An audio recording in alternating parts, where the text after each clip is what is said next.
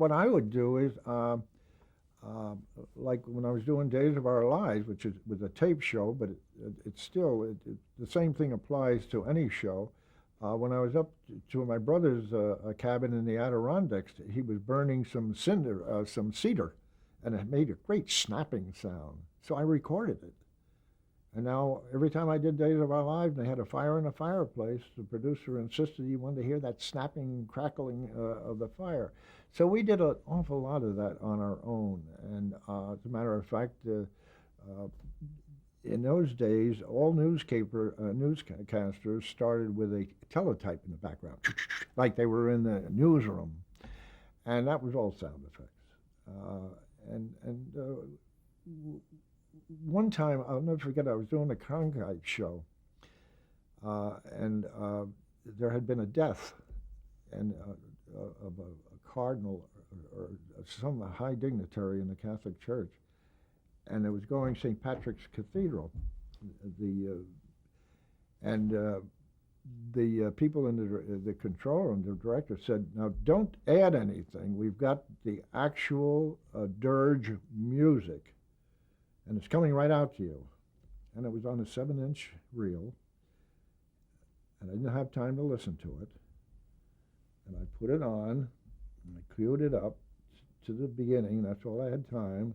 Okay, and we had 3 pots. We had one that was feeding the air, one that only we heard, but we heard it in perspective to all the equipment, and the other one was just a cueing system. So the cue came, I opened the pot, and you heard this, and it was beautiful, and it was everything. So they said, "Ready to take out the thing?" Okay, fine. Take it out. I took it out. Bum, bum, bum, bum, bum, bum, bum, bum, bum, bum, bum, bum, bum. I hadn't hit the cue all the way down, but I wasn't feeding out. I was just feeding myself this little communication system I had. I almost died. I mean, if they had been 3 seconds over, 2 seconds over, they would have gotten this jazz music. And that's what you had to put up with sometimes, with production assistants and so forth. They were really, interns. They had no idea of the importance of these things, and this was live television, and it was the Cronkite show. So you had to check everything, and of course that time I didn't have the time to check.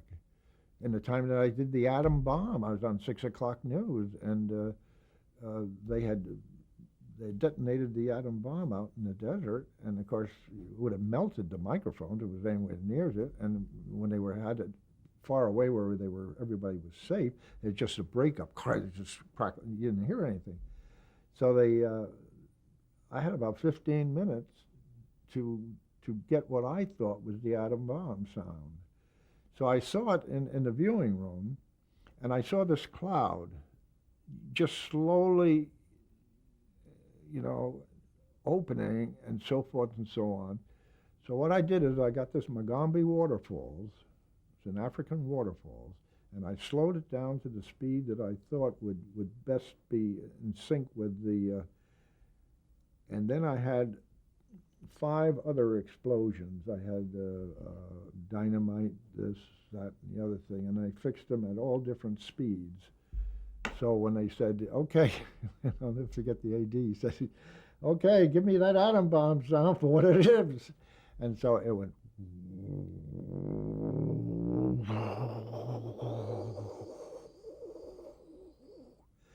So all you kiddies out there, if you're afraid of you hear that atom bomb sound, I mean, that's what it was. It was just 6 records and the Magombe waterfalls. Is that the same sound you still hear today? I think it is. I think it's the same sound as what it's like. I've often said, they've always had the sound of the spaceships, of the space, but they never had the right sound. They had the capability of getting this rocket up in the air to outer space, but it just didn't sound like Buck Rogers. So it may have sounded like, and they said, no, that's no good. We can't give the American public that. And, no, that's no good. We need a good sound for this. Buck Rogers. Now we've got it. Now we've got it. Now, if we can duplicate that sound, we've got it made. And that's what happened. True story. Because I have it here. I did a children's record called Rocket to Mars and Rocket to the Moon. When Sputnik went up, and you talk about timing, we had the tape, and we ran around New York. And the first place we went to was this children's record. And they had a Ampex tape machine, and they played it, and they said, okay, we'll do it. And so what they did is they put together this record of where the child is in sync, pushes the buttons, and hears the sound. So it was a timing effect.